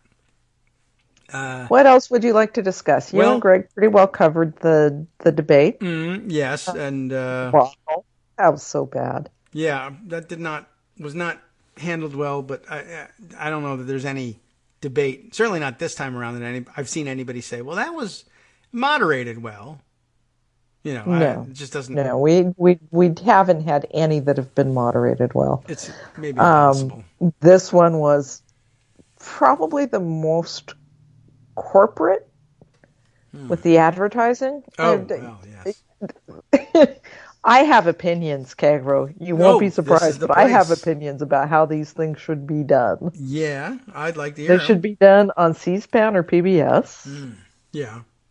without commercials, without corporate sponsorship. They end up being fundraisers for the state parties in the states where they're held. That needs to not happen if they're going to be of any use at all. And we need moderators who aren't TV personalities. That probably would help. I would go for print journalists who spend a lot of time covering these issues that they want to talk about. So anyway, when I'm dictator. Oh, yes. All right. When you're a dictator, you don't have debates, but right. I'll be a benevolent one. Good. That's the best kind, really. There's a number of problems with it, but yeah, the commercial, that was sort of surprising. I mean, I guess it's just, we just haven't had that many billionaires running, but I guess that's going to happen. You have it on commercial television. The billionaire is going to say, oh, a smart thing to do would be, in case I'm losing the debate, just advertise throughout the whole thing. Buy every spot I can. Yeah. And Bloomberg and Steyer both did it, particularly Bloomberg. Right. He's the bigger billionaire. And also the part where I hadn't realized this. Tickets start at $1,750. Yeah. I really don't know anybody who would buy a ticket to a debate anyway, even for $5, but yeah, 17, that's an awful lot. So as you were saying, that's an unknown or little discussed part of it. It's a fundraiser for the state party. Is that right? So, okay, well, they're going to get as much as they can, I suppose. But it's like one of those $1,000 or so, well, in this case, $1,700 a plate dinners. That's the starting price. You don't even get dinner. Oh, I guess there are better seats for more. There are better seats. You can spend up to $4,000 to see this thing. I saw, and they're TV. Bought by blocks of people, which I think is one of the reasons why you had, surprisingly, quite a bit of support for Bloomberg in the audience. Oh yeah, right. Money. Did the campaigns? I mean, I think it's happened in the past. Right? Campaigns, can they buy tickets? They get a block of tickets. Yeah, they get a block. I think like 36 tickets or something. Okay. Per campaign. But then they can, sponsor whatever group they want to sponsor beyond that to come in.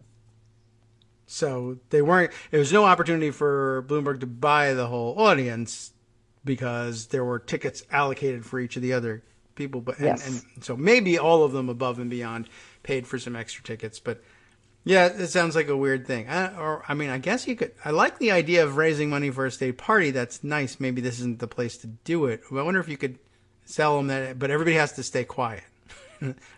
It's no. I put them in an isolation booth, or the candidates in isolation booths. They can't hear it, and they just turn the sound down. I don't know, but that seems awfully. In some ways, the audience can help. And it's kind of fun to hear the boos and stuff.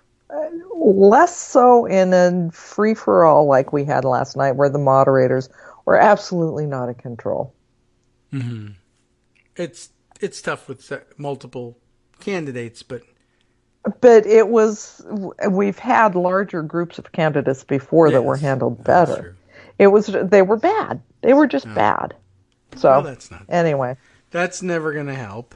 I would have thought maybe the advantage of having television personalities rather than print journalists might be that they would have some experience in saying, in cutting things short and saying we got to move on to this or that. But I guess not in this case. Not in this case. The first 40 minutes were just anybody who wanted to talked and yelled over each other, and they would call on somebody, and then somebody else would jump in, and they would ignore who they had called upon, and they just didn't really it was just not well handled. Very debate-ish. But as Greg said, I think Biden had the strongest performance, and that was he should take South Carolina. He's got Jim Clyburn's endorsement as of this morning. All right. the sort of dean of the Democratic delegation of South Carolina, the highest-ranking African-American member of Congress. Old school South Carolina politics. Yeah. So that should give Biden the bump that he needs. If he comes out of South Carolina with less, he really should win it. If he's not second, then he's got to rethink whether he should be in this thing. Yeah, I would guess so. Yeah, I don't know where he comes out in this. Hell, anything can happen at this point. But yeah, he has to expect to take one of the top two spots, I would guess. And, I guess I probably shouldn't say that. It's still relatively early. We haven't been through Super Tuesday. We should get through Super Tuesday before we start saying people really need to go. Although, all right. Steyer and Klobuchar, yeah. You could say that about some of them. Okay. And we're only, we're now less than a week away from that anyhow. So everybody can hold on for a week, I would think. Although I do see that there are rumors about various of the candidates canceling certain either meetings or campaign trips, in some cases advertising, etc. So that may be them looking to stretch the budget for that week so that we can make one last shot. And really, with I don't know how many, with like 800 states voting next Tuesday, and so I don't see why you wouldn't just put your campaign on life support and wing it at this point. Yeah. So, all right. Agreed. Okay, so there you are. Campaign strategy has been worked out, and you're all entitled to it for free. Then that way you won't have to, sponsor debates or whatever in order to keep things uneven. It really would be nice if those things were on. Yeah, I like the idea of broadcasting them on C-SPAN or something like that. Where non-commercial television. Yeah. I mean, even PBS, which is corporate sponsored in large part now because there have been so many cuts to it over the years, you could still do it commercial free, and that would help somewhat. Yeah. Right. They've managed to figure out a way to do a soccer match that way. I think they can probably handle a presidential debate. Even if it's, scrolling little Bloomberg ads in the background while they're doing it. Maybe that's it. They need those LCD screens behind everybody. I don't get Bloomberg, but I do get Bloomberg. He's another Trump. He's the flip side of the Trump coin. He saw that Trump did it, so he thinks he can do it, and he did the better best to do it as a Democrat, so here he is. Right. I guess that's what's happening. I don't know, but no other way of explaining it. Let's see. There were.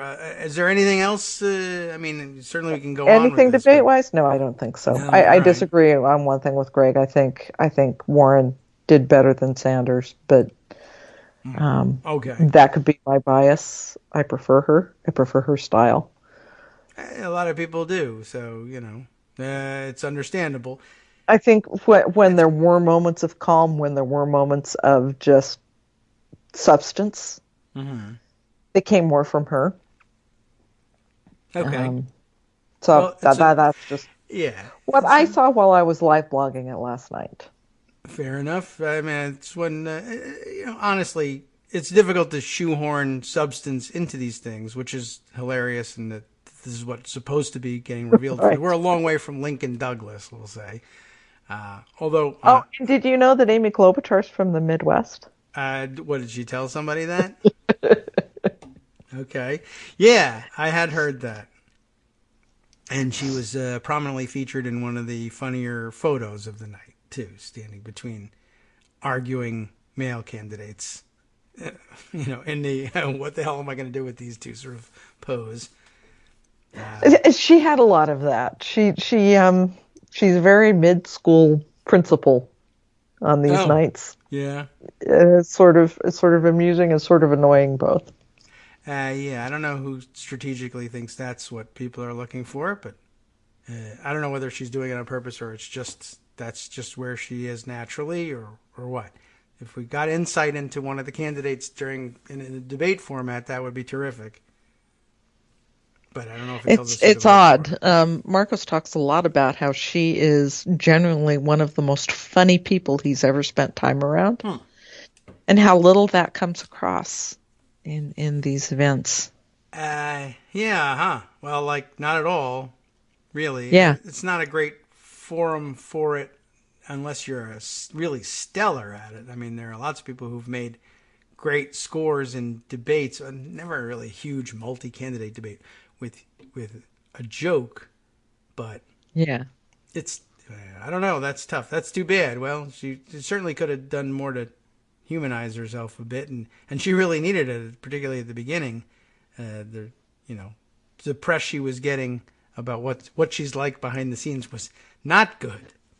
No. At all. No. And hasn't gotten a lot of attention, but I imagine if she had better moments. She had New Hampshire. That really wasn't enough to boost her into the top tier, I think, as far as traditional journalism goes. So they didn't go back into that throwing of staplers and binders. And right. So No at need any at rate, this that's moment. the debate. Okay. And I am generally here to cover Congress. So Sure. let's talk about what Mitch McConnell wasted time on yesterday. All right. Sure. Abortion votes. Oh, really?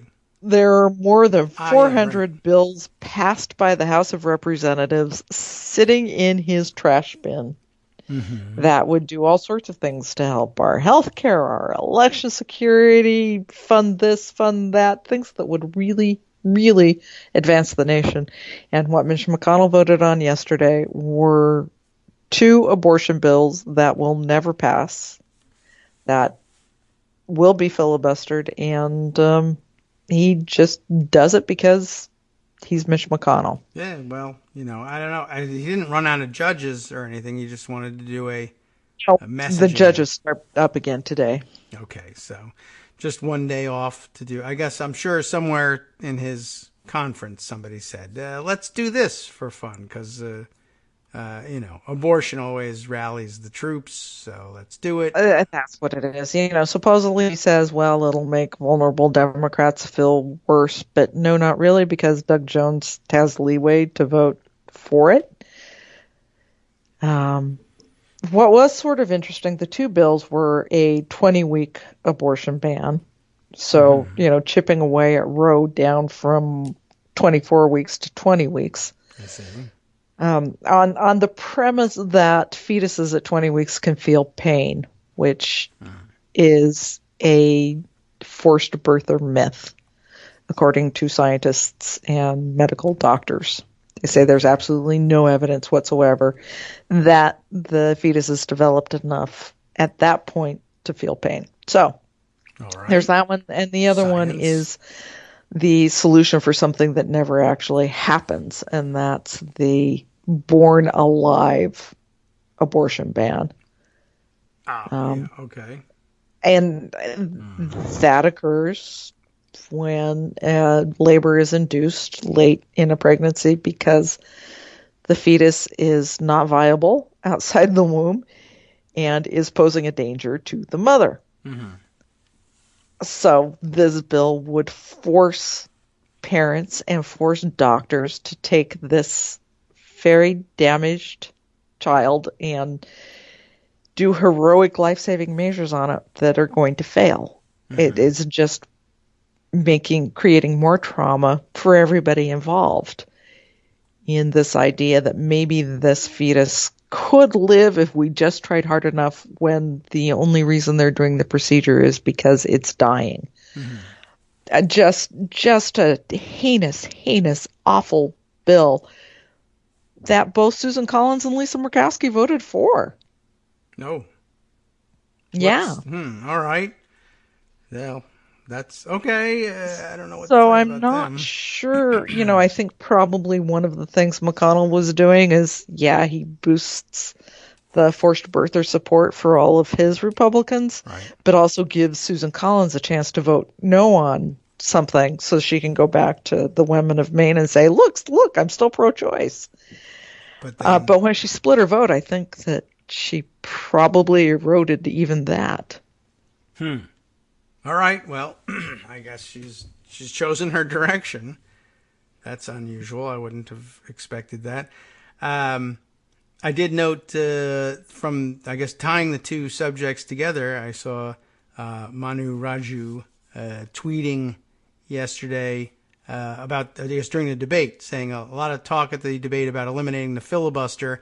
And then he went on to say if it were gone today, right now, the Senate would have just advanced these abortion ban bills. Instead, it was filibustered by Senate Democrats, and now the bill is dead.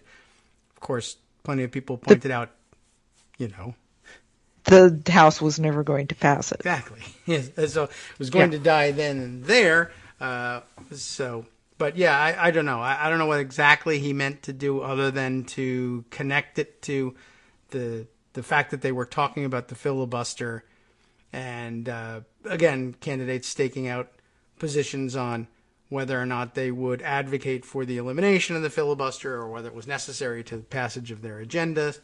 I don't know whether he thought he was scoring any points there or just sort of letting people know. But yeah, if there were no filibuster, then some of those votes probably might have changed, maybe not, and it wouldn't have mattered anyway because the House wouldn't pass it. But even if they did, again, we've had this debate about the filibuster before. At some level, if you want national policy to be X, then you need to vote that it be X and vote for people who will make it that and not say things like, well, we can excuse this or that about this candidate because it'll get filibustered anyway, or the judges will take care of it. You got to pay attention to all phases of this game. Mm-hmm. So...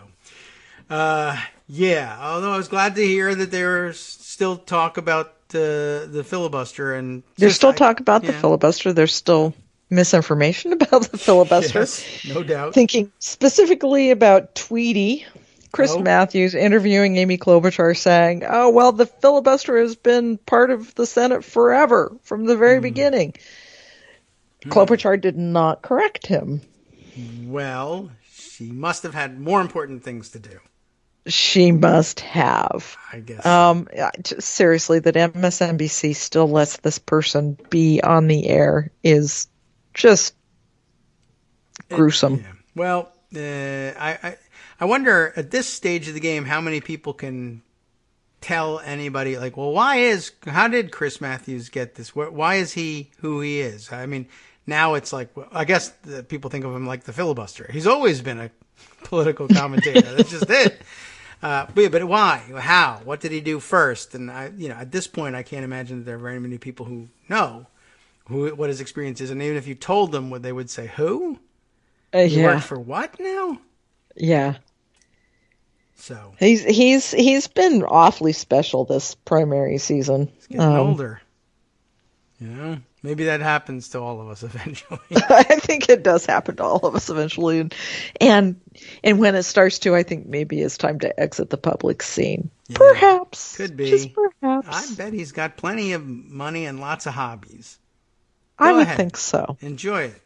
Chris, go for it. It's time.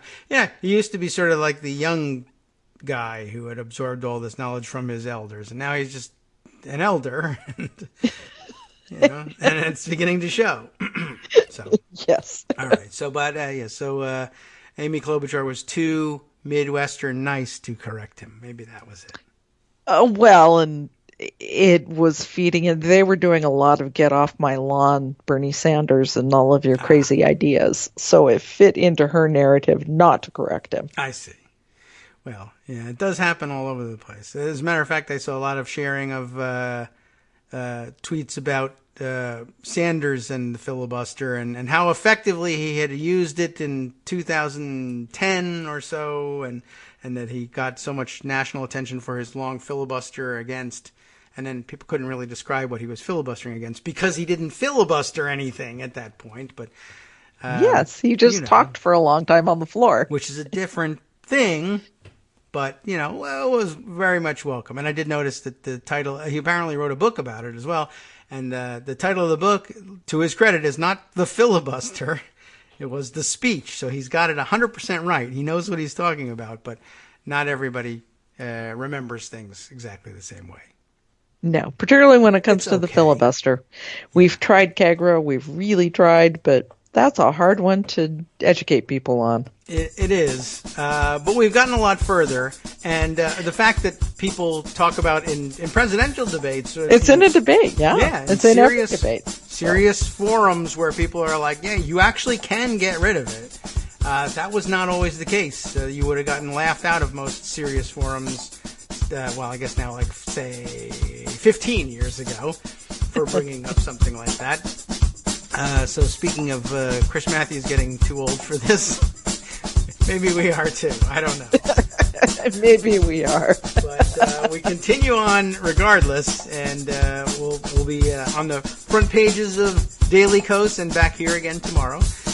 So and, keep up with the coronavirus there. Yes. Mark is doing yeoman's duty on that. Okay. Excellent. So between him and Greg, I think we'll be well informed. Mostly wash your hands at this point. Wash your hands. So we'll all keep the doing time. Really, just keep them in water, as a matter of fact. And do nothing else. Thanks very much for making the effort to come by today. I appreciate it. You are most welcome. Maybe, all right, next week, next week, Tuesday will be a very busy day. On Tuesday, we'll see how things are going then. But if you're available and just... early, I'll remember. Excellent. I'll be there. We'll do it, and I'll talk to you then. Thanks so much, Joan. Take care. Bye-bye. From Daily Kos Radio on networksradio.com. You have been listening to the Kagro in the Morning Show with David Waldman. Stay tuned now for Justice Putnam and the West Coast Cookbook and Speakeasy coming up next and bringing you all the stories that I wish we had time for. For instance, how about this one? The Supreme Court ruled yesterday 5-4 that it would place an undue burden on rogue border agents protecting the border if they can't shoot unarmed Mexican teenagers across the border.